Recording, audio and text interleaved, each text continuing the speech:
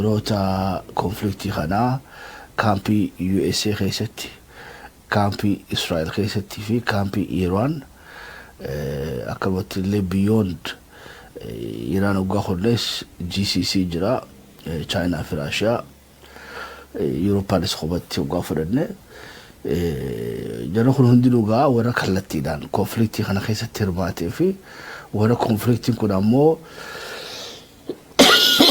غير سياساتين غير دين جيلاتي في غير دلدلا وانا داداتين افكتي سانغولون غا باكيجي سانكيستي ديماكوني نو الى لتيچونا هرماچو لباتن يرادوبچو وندر قيسات ديجراچوي بيزيكلي ايران جچو يرو ماتن خيستي جدو اما جدو غلا geopolitics الدنيا تاعتي جرتي غافولاس post second world war بودا نمني نيكولار قبو دوسا تبا نخبجا ما سو اكل افريج قدت خيساو امريكان جابان رتي هيدروجين بومبي سندر بتبودا نمي واي نيكولار على سيريسلي راسو تري Israeli wal oku ture disarmamenti waligalte ga dalote dudatu ga nuclear kana beite irafagachuudhaaf akka babal'annes godhaaf qabsoo gurguddaa deemaa ture somehow Hormuzarraa nuclear bombii 100 ol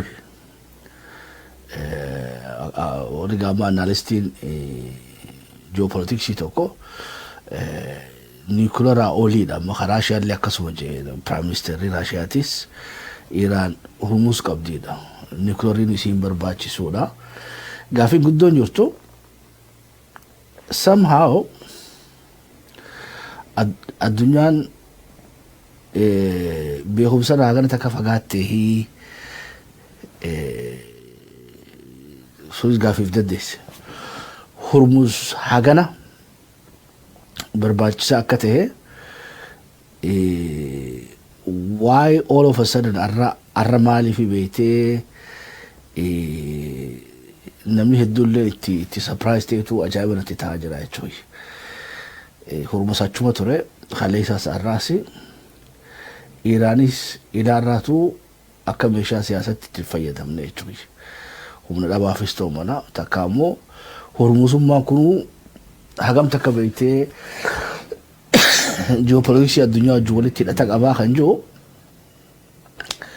عمود بينقل تف إيراني فيس implication ني بيته جري لا تشوتو يرو بتقدم مكانيزم هكاتي يجوي ورجعوان كان بيخو أناليستون ني وان كان دودو بتشاتو متراني وري أكاديمية دا روماسون basically لما هدو خطابنا كانتو جبيسي راسو ريسيرش يدل لنا كيسي جرو أكاتا نما إيران هرموز اتفايدا ما جرتو أمريكان هاريتي بوليسي سي خلا ديبيتي ريفايس أكبوتو سي دير كاجرا almost it's become the most urgent matter الدنيا تنرغتي ونمان هرموز إلما كونفليكت يرو دبرنا يرو أماتنا إرى هرموز إرى بوليسايز تادي ماجرا خنتك خبرا وان نما جايب سخيسا أمريكان برسنتي تكلي غازي تشيمبو في الجنوب كانوا basically أتشوراهم بيتاتو ليجنة تشوفوا بانو because دلدلي وان وكيسا ديموف أمو تناجمتو بكيسا تشوفهم هين تشوفهم الدنيا تنرى بيتي أتشي تشوفهم ربو دان همي لبنيو جداتي USA دا غازني وان غتير الدنيا دا بكتك بهوف بيخيستي تكشو غازني تاقالو مالي غازة فتاتاني اللي بيوتا بلا رويانا في فومشاتي الدنيا تيلي غورتي أمريكان ورمو هو مش غازان قبنف بكر رابي تانيس تكيت وسنيف هرمز جاتشونغا بيكادو لبو ما يتشو لبو ما أونيك آما خيسي جرتونا vital political ama geopolitical organito isa oduma kasiti jiru beekamu implication isa amma ira global ta dhufe because they're very desperate. Hormuz gati isa wallalu dafa don ta de gati isa khuma beekani takka dunyan sadarka hanatti conflictin hagana dheerate yeroo haganaaf bikkisanis cufamte stockpiling beete Gaza kan yeroo rakkoodhaatiif beete kuufatanii lafa kaayatan bikka hundarraa Ameerikaa dabalatee gabbu'aa jira. Duraan July 20 takkattuu very serious matter ta'a jaaniiti yaaduu turanii amma immoo gara Augustitti achi dheeratee jira. Konfliktii amma harkaa jiru kun ammoo konfliktii beetee Augustitti baatii dhuftutti rakkoo hiikkachuu teessu miti. Maybe amata kanaawu wanni tu ballachuu fi dhiphachuu fi dhaabbachuun isii akkuma jirutti ta'e ammoo symptomni konfliktii kanaa potentiaalli isaa achuu jala fakkaata. Itti ofofna amata kana tuntana. So Gazi bikka hundarraa qaqallachaa dhufu desperation kun sodummaan guddaan qaban amma nuti Gaza fidate. Gaza qofaa beekadha ammas rasaasa fidachuu jirti Ameerikaan. Gazaas fixadhe rasaasas fixadhe beetee ummanni Iraan hagam takka beetee namichaan sheeftichaan ajjeesee kana jaalataa arkeetiin jiraadha. It's just for them it's a nightmare amma. Jaarsa kana beetee yeroo garii beetee manaama keessa jiranii jechuudha. Realitiin isaaniis totally is very diluted amma delusional. Wanni akkaataan isaan addunyaatti ilaalan ta'uma beetee I don't know addunyaa beetee burcuqqoo wiskii keessatti taachuma keessatti harkaan san itti fakkaatti jechuudha. Realitiin ammoo addunyaadhaa wiskii irraa alatti ififuu beetee bifa miskiidhaa qabdi jechuudha addunyaan. Isaan wiskii beekanii addunyaan miskiitti beekti jechuudha. Miskiin maali? Waan urgooftu jechuudha. So yeroo garii beetee saba uummata akkamii addunyaa tan harkaa qabaanis beetee taajabbii keessa seensifti jechuudha. So Hormuz hoomuu daran jabaachaa dhufaa jira. Lolli amma Iraanii fi Ameerikaa jidduu deemuu jirullee Ameerikaan waan feete biraa walii gallaa Hormuz walii galuu hin dandeenyudha. Amma gaa the panic baaragi dukaakni Hormuz is it a fear of America or fear of the Arab GCC? I think Amerikaan asitti ajantuma taate malee namni beeytee namnummaan Ameerikaa lola kana dhiibaa jiru Araboota fiifu. Arabni gaa akbar munaafiqiin beeytee munaafiqoota addunyaa guguddaan achi jiranii jechuudha. Khaleessaas akkasuma turan. Arabni guutuu ta'uu baannus hokkaamonni isaanii beeytee saahibu darka asfarii beeytee warra munaafiqummaadhaan PhD hojjetanii jechuudha. Warra beetee zaahira kana Falastiniif booyaa warra Falastiin irratti du'a murteessu jechuudha. They played that game for a long time. Dirree bahanii waan itti amanasan hin dubbatan. Hammeenyi beetee Israa'el jechaa fi gochaanuu dirree jira jechuudha. Honestly odoo taa'anii gamaan gamanii jechuudha. Silaa qaamni sadaffaan wahiidhaa beekugaa qaamni sadaffaadha maleekaan samiirraa dhuftee odoo Yahudaas achi keessee Arabaas as keessee dubbii Falastinirratti odoo herrega hojjetanii eenyutu irra yakkamaanis waan if dandeesse Arabni ammoo yakka kanarraa bilisa ba'an ammoo waan hin jirre jechuudha. Lola Iraan kanaas namni beeytee complicate godhaa jiru ammallee Araboota. Iraan hojis jiran Iraan dhoosisaati. Iraanifis mas manguddoo ta'anii Ameerikaa fi Iraan jidduu ta'anii jechuudha. munaafiqummaan taphatamaa jirtu the hypocrisy is just amazing. Waan nama ajaa'ibsiisu jechuudha. Walii galaayu. So Amerikaan waan qabdu irra fixataa jirti. Iraanis biyya beeytee sirna awwaalchaa Sayyid Khomanii irratti waliin nuti agarre saba beeytee jilbiibbatee miti harka kannatee miti saba beeytee gumaa galfachuudhaaf kutatee muratee tarkaanfii nurra fudhachuu qabda. Dhaamsi guddaan hawaasni dabarfatan gumaan beeytee abbaa keenyaa nu galuu qabaadha. Isaaniif amma akka du'a Haacaaluutiiti citteetti haftee jechuudha. Citteetti haftee ummanni Oromoodhaa amma waggaa waa'ee Haacaaluudhaa kaafne kutaa feetee ta'ee kara feetee utaatu is a rallying point jechuudha. Haacaaluun waan dhukkuba sabichaati. Logic irraa bahaa jechuudha. Oromoon ammoo waggaa waan Haacaaluutti kaafte he doesn't care about politikaa fi maarree fi paartii fi jinni kana bira kana oli jechuudha. Haacaaluun isaaniifis amma is become like the vengeance. Just, you know, bika biraa jirti. So gaa sabab miira kanaa kana keessa jiru RGC fiifu hogganaan RGC dhaatii fi hogganaan beeytee damee olaantuu biyyattiidhaa harkaa qabu mushtabaan fiifu taazeerra jiraachuu ilmoodhaa fi abbaa fi jaartiidhaa fi obboleettii nama beeytee inni nu kaawunsilingii isa barbaachisa jechuudha.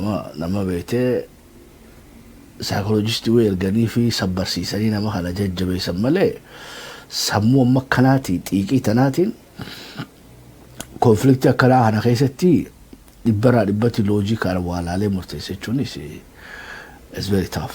Egaa konfliktii kana keessatti sammuudhaan namuu bikkatam jira isin garsiifnee jira Tirampis mushtabaadhaa fi khalas gabaabinaan the boot on the ground dha saayinsii ijoon waggaa fudhannee waraanni tokko gareen lama waggaa hollolte waraanni kamtuutu advance godhaa jira, waraana kamtu injifataa jira, waraana kamtu sossohaa jira waggaa jenne bikka irraa ka'ee ilaalleeti bikka irraa hafte san bikka waa sadii ilaaluu dandeessa. Bikka irraa ka'ee ilaalta, bikka amma jiru ilaalta, imala hafteef ilaalta. So kun tokko khaanis akkasii ilaaltee fiti proximity isaan ammas kaapitaala irraa qaban ilaaltee waraana kanaatu kanarra advance godhu jira jettee gaa lafa kaa'uu ni dandeessa. Yeroo ammaa tana keessatti dhimmi konfliktiilee ammaa kanaaf sababa cimaa ta'uu jiru dhimma beeytee Hormuz. Maaliif yoggaanne Iraanudhaatu value adii godheef Hormuziif. Hormuz kaleessaas barbaachisuma ture ammoo akkatti amma isiin itti fayyadamu jirtu. Abbummaa bikka kanaa fudhachuun hasaaraa guddoo nuuf fiddiidha. The panicking keessa Araboonni Amerikaanis. Humnoonni biraa ammoo they even happy hafalaniitu dabruun numa fadhan. They don't care. Awurooppaa fi Afrikaa fi biyyoonni Eeshiyaadha. Bikka tana Iraantu harkaa qabaa, maarree harkaa qabaa, they don't care. Gaazni isaanii dhaqanii waraabbatanii barmilatti you know waa akka shilingii takkaa jechuudha. Barmila saantima 50 barmila tokkotti. So it's not really big deal jechuudha isaaniif. Markaba tokkotti miliyoon 2 kafalanii dabarfachuu they are very happy. Gaaznummaan kun nagaan dhaqe. So gaa saantima 50 barmila tokkorratti qoodaaf. I think barmili litira 200 fuudhaan isaa yoo dogoggoruu baadhe. So gaa litira tokkotti saantima 10 ta'u saantima takkaa ta'u jechuudha. Koostii haga sagan wanni miidhuu miti. Aanna kana gaa mi'aa jechuun gaa hiikaan isaa akkanaadha. Ammoo maaliif yaa'iin tun hundi godhamtee waggaa jennu Arabni umrii isaanii يتنافوا في ترامب قبلوا تنتبونا نوجهي نما بلا قبلوا تنامون فلان شركين هرامي جانجتو يا ميسان ودو أمريكان جتو إيراني داف بيتي دلدل خينيا وحفليني أتشيمبو تنا متامورا خينيا جتو جريتو ولي قال لا يوم so بها فوبيان هرموس إيران انتهوتا مراهن فوبيا أمريكا قفامتي أمريكان غازا برسنتي تكاوتشين نغاتو interesting qabdu jechuu miti ammoo namni waan san sodaatu jarum kana jechuu jara arabaa kana harta kaanis ogaa Iraan dhukku irraa haftes namni beetee afrii adii afee araarama jus isaanii hoggaa araaramaniis saatu guddoo kana akkamii Iraan dadhabde jaanii namicha jaarsa beetee onnee tooranii lola keessa hagalchanis isaanii jechuu rolling Araba very confusing jechuu munaafiqummaa ajaa'ibaa ta'e isaanii taraa sagara biraa hunnu reality jijjiiramtanii jirti eega lola beetee April irraa haga ammatti ogaa inni Iraanis Hormuz santimeetira tokko irraa fagaanne ilmaa amma irra qabattee jirti misaayilaan boombiidhaan fanjiidhaan hiitee guutumatti ol qabatti Amerikaan itti dhiyaatee jirti bikkuma gaafa lolli duraan raasoo turre Ibro Shataa jennee George kan beetee sagaraan guutte sanii fi bikkuma kaleessaa san jiran takka Red wanni maali Indian Ocean gubbaa jiran takka ammoo bahara beetee Oman gubbaa jiran amma Eden Gulf jiran takka Red Sea namni Hormuz taa'ee Hormuz nama dabarsuu hin jiru markabni lolaa amma qaamni hidhate yeroo ammaa tana keessatti bakka Hormuz jiru Iraan malee jiru tana akkasitti haa qabannu jechuudha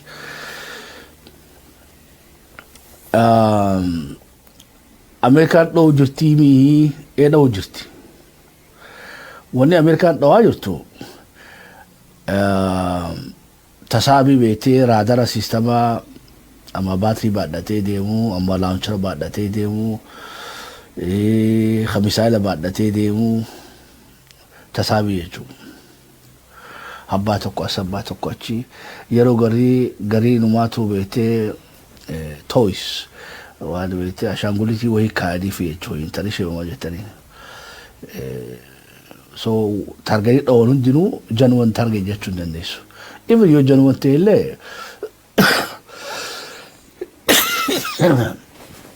waadila si miti jechuudha is not valuable wanni beetee targeete murteessaa akkasiisanii miti akkana bishooftuurraa gaaza guuttatee xayyaara 50 kaasee harree 5 gaara qulqulluu gubbatti ajjeesee galeeti xayyaara 50 gaaza isaa rasaasni isaa paalayniin bahii tana guutuu baasee waggaa gabaaftu amma akka mootii uummata keetii gabaafta jechuudha ዜና እናሰማለን በቅድመ ማረስተ ዜና ጀግና አየር ኃይላችን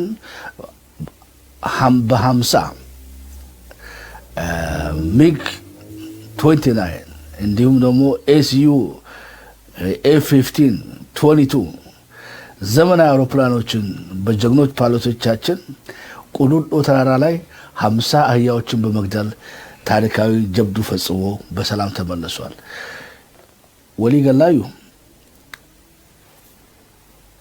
ቫልዩን ወናት ዶቴቱኒ ዮቤቴ ጋዝ ወጣያራ ከትራው ቃሎት ራሳሳት ደርበትሮ ቃሎት basically ጋዝ ማትሲ ካልኩሌሽን ቤቴ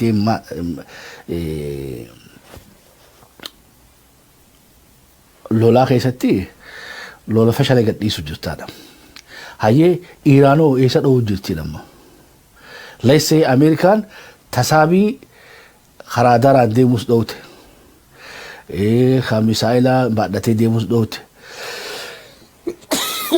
تسابي تارجت أفرتم دوت يعني ده دوبا tasaabii 40 yoo dhoote Iraan tasaabii akkasii yoo miiliyoon lama qabaatte ilaa guyyaa qiyaamaa lolli kun tufuu numa danda'a jechuudha. Waan bika buufachuu hin dandeenye miti jechuudha. Fakkiidhaaf beezii waraanaa mooraa waraanaa haraashni keessa jiru, dawaan keessa jiru, waraanni keessa jiru, taankiin keessa jirtu, rasaasni keessa jiru, bikki waraanni rafu keessa jiru. Raadaarri tokkochaan fiifuu 1.1 billion doolaariidha. Raadaarri akkasii 3 4 5 6 keessa jiru. Iraanarra san cafaqaa bultee ugaa jaan dhahiinsi gaa Iraan jechuun misaayilii ishiin darbite yookaan qaaleessanii doolaara 100,000 hin ga'u doolaara 100,000 yoo qabanne wanni isaan balleessaa bulan ammoo mana biiliyoonaati. Dooga harree gaara qulqulluu farda gaara qulqulluudhaa san ittiin geeraruu itaatii hiidha. Walii gallaayu karaa kibbaa kanaatiin gosa takka jedhoo beektee nama saba tokkoon 8 ajjeefte malee geeraruu ni dhokiti Oromoon jechuudha. Waan ganamu akka laaftee dhayitee dha'uu dandeessuuf yoo 8 ajjeeftee nama tokkotti siisaabanii jechuudha. Hoggaa kan geerara siin hayyaban. Wanni amma Ameerikaan godhaa jirtu kun waan geerara ulagaa geeraraa guutuu miti jechuudha. Ifa sana akkasitti haa fudhannu. So value targetiidhaa hoggaa fudhanne America wanni siin dhabu jirtu waan lafa miti. I think maybe ga umriinis factor taate I don't know. Yaaddoo kiyya nama Trumpiin amal lamaaf kana booda ni deema. Amerikaan amma booda lolli kunis dhaabbata. Yoo dhaabbata silaawi. Harta harba fadheetu jechuudha. Harba tokko moo'eetu ma dhaabbata. Hulii Amerikaan mooraa waraanaa biyya Arabaa san keessa qabattee deebitee ijaarrachuun amata beekanaa fudhatti. Yaayamamaa fi realitiin lola kana boodaatu nama sodaachisa jechuudha Ameerikaadhaaf. Realitiin lola amma deemaa jiru kana booda is very scary Ameerikaadhaaf. Tanaas akkasuma bira kunnu gara Russian xayyaara doomsday plane kaju fuutee achi geessitee jirti. Xayyaara kuni hoggansa yoo lolli nuclearaa kaka'u taate hoggansa murtaawaa ta'e xayyaara kana keessa teesseetti samii gubbaarra ta'anii ittiin to'achuu danda'anii xayyaara kuni maaliif Teheraan seenee kaju kanaas jala deemnetti isanii gabaafna. Yeroo sanii deebi'uudhaaf Russia deploys doomsday plane to Tehran. Tanaas agarumaan gabaabaan biraa kunnu.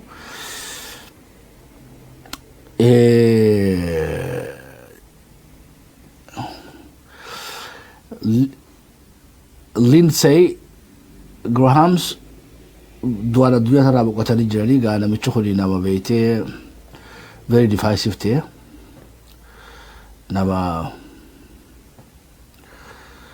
beektee raada eegee dhiigaa tajaansanii jechuudha. Raada sagaleellee sagalee raadaa qaba. Jireenyi isallee jireenya raadaati jechuudha. Raadallee ta'eegee dhiigaa sanii jechuudha. Sogaa mira duutisaa mira mix taate Ameerikaa keessa kaaftee jirti.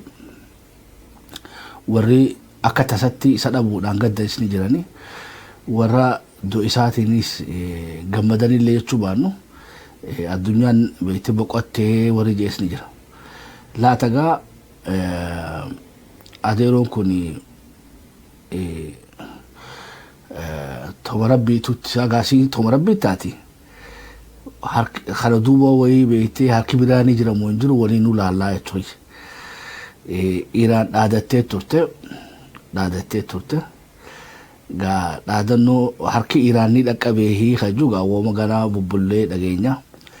Immoo harka Raashiyaati immoo jaarsi nagaan galee galgalamaaf biraa dhabneen sodaa hamtuu umtee jirti. Naasuu jabdullee Tirampitti umtee jirti. Tanaas akkuma biraa kun. Tawaayee oduu biyyatti ogaa